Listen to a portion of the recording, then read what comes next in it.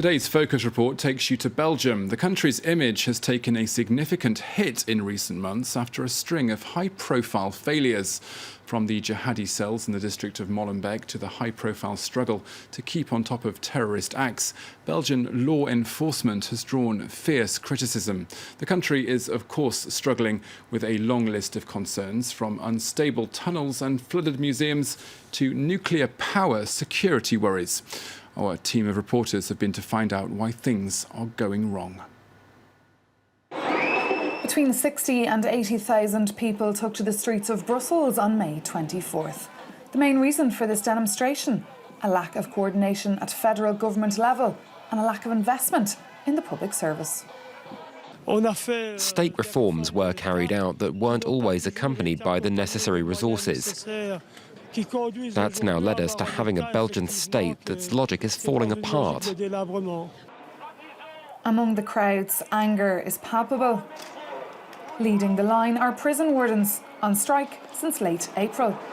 While counter-radicalisation centres are being set up in prisons around the country, the government wants prison staff to take a 10% pay cut. Today in our prison in Ytre, there's a special de-radicalization wing called Deradex. It was built to accommodate a maximum of 22 detainees that are radical Islamists, that are proselytes. But there is no separation between this wing and the rest of the institution. And that's why I'm speaking out today to the public to say you are all in danger. In danger because today our prisons are not rehabilitating prisoners, they're making them more violent. 2 weeks later in Ytre, the picketers are out. Union delegates briefed them on the latest negotiations. Monsieur le ministre a dit que les négociations étaient terminées. Just like here, a number of Walloon and Brussels prisons decided to continue industrial action. Prison wardens complain of security breaches and inhumane conditions for prisoners. Belgium is in fact the second EU country after Hungary with the most overcrowded prisons. In principle, on the ground, we have 55 agents on one shift. But in reality, there are usually just 35 of us. That's 20 fewer agents.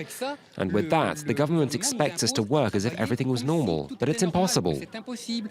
Discontentment is also rife among Belgian judges. Industrial action against an ailing justice system and a lack of resources is ongoing. At this courthouse in Namur, neither the royal portrait nor the computers have been updated for decades. J'explique un peu les problèmes de l'informatique. Vous pouvez montrer votre ordinateur qui défie... Voilà. Mise à jour datant de 1998. Ah voilà. Vous êtes dans les chanceux qui travaillent sur du 98. Hein. Voilà, sur du 98, incompatible avec toutes les autres nouveautés informatiques. Here there's a lack of resources from ink to paper. Only one printer is available and the digitisation of records is often delayed. This reflects the degrading conditions for prisoners awaiting trial. These are the conditions in which they're penned up in. Because when there are too many detainees, we have to keep several in one cage.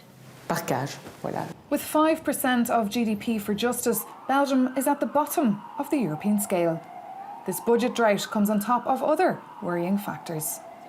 For the past 2 years, we were placed under the authority and financial supervision of the Justice Minister, who assigns us objectives in terms of management and productivity. These objectives are assigned to us without any parliamentary or democratic control.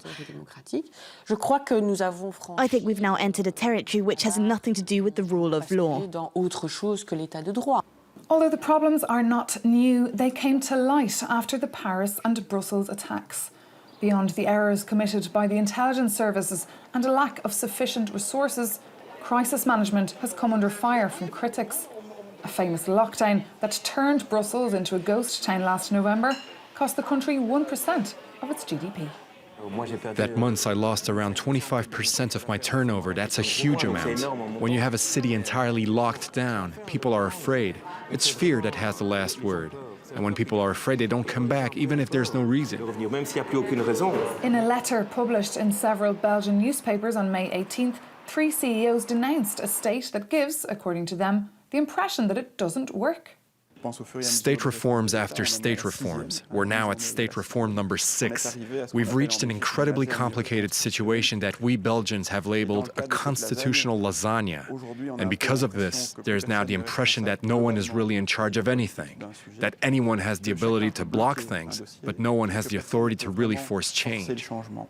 This change, they vouch, will come through the implementation of major cross-sectorial projects. But many of their concrete proposals didn't get any reaction from either side of the government. The Prime Minister just responded by announcing the release of €4 million for a PR campaign intended to improve the image of Belgium.